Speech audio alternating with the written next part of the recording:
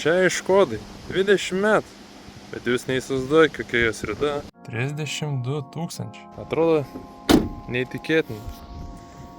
26 metų, antros kartos Škoda Fabia. 1.2 variklis, HTP, keli įsibrėžimais, keli ties sparnu, vienas va toks, vienas ties šonu, sunkiai matas. Bet kaip 26 metų mašinai, visai nieko. Vidaus mašina irgi atrodo kaip nauja. Šiek tiek kelimėliai paplyšę, bet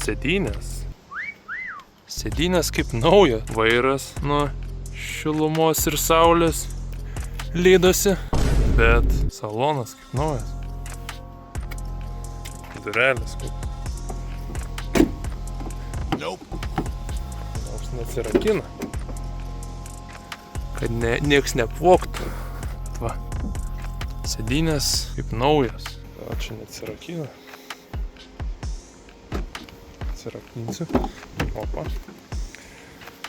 Klausiu, kodėl šitą kėdę taip toli. Nu, nes aš esu labai ilgas žmogus. Man reikia daug vietos. Bet va. Beveik kaip nauja laiko kapsulė. Bagažinėje irgi visokiausia šroto, bet mašina neturi rudelių. Nu, šiek tiek. Neseniai buvau pastebėjęs kelis defektus, tai va, šita guma jau pradeda luptis. Dažai va dar lupasi. Ir va čia va, per visą galinį langą. Mašiną jau užsakiau apkepą naują, tai tikrai papildys vaizdą. Šitą matysim sekančiam epizode. Čia bus pirmas mano filmuojamas epizodas. Pamiršau pridurti, kad ant kiekvieno kampo yra tos pačios padangos Matador. Parašyti. Galiu aprodyti ir variklį skyrių. Jeigu pavyks su viena ranka. Štai. Variklis ir žiūrėtas, nesupuvęs, nedaužtas.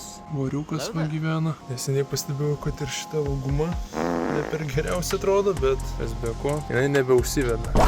Dėl dabar bandau išsiaiškinti, kas su ja negerai. Šiuo metu kol kas tik tiek pavyko pasiekti.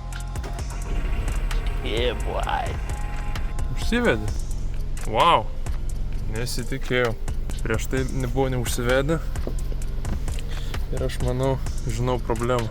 Google rašė, kad problema gali būti su Relėjum fuel pumpo. Nežinau kaip lietuviškai, atsiprašau dėl savo kalbos, bet kažkur, tai ką būti dar, reikia daryti čia.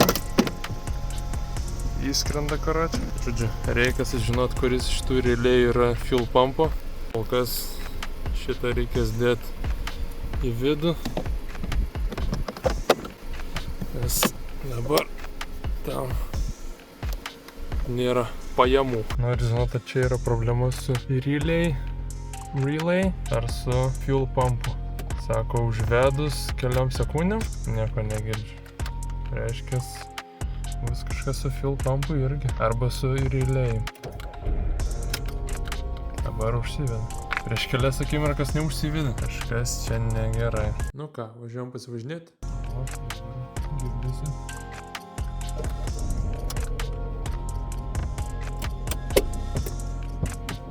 Šiek tiek nervinas pirmą kartą. Filmuojant ir važiuojant.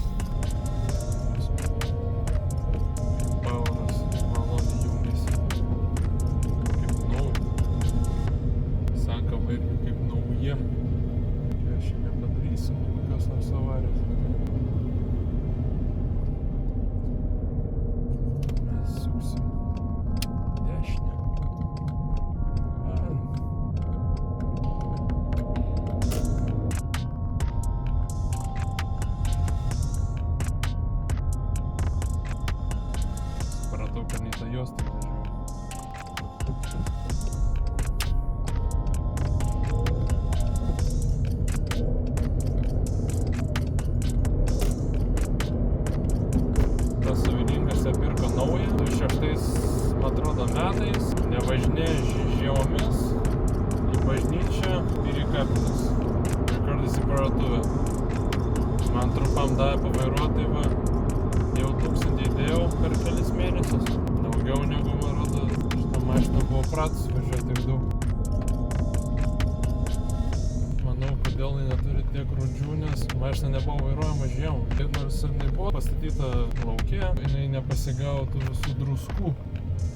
Bet mašina buvo prižiūrima, vis dar iki šiol, padangos irgi 2009 metų, jau reiktų keisti. Nors ir 1.2 variklis, bet jaučiasi, kad galios trūksta. Esu vairavęs naujesnės Škodas ir jau varikliai nėra tokie stiprus kaip šitos.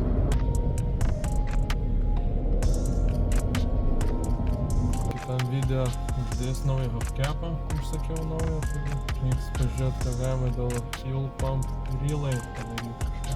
Gražaus, jeigu lietuviškai nemoku pasakyti, bet visą gyvenimą anglišką turinį žiūrėjau ir niekaip neišeina ir galvoju, bandysim kažką. Nu, va, kamštį.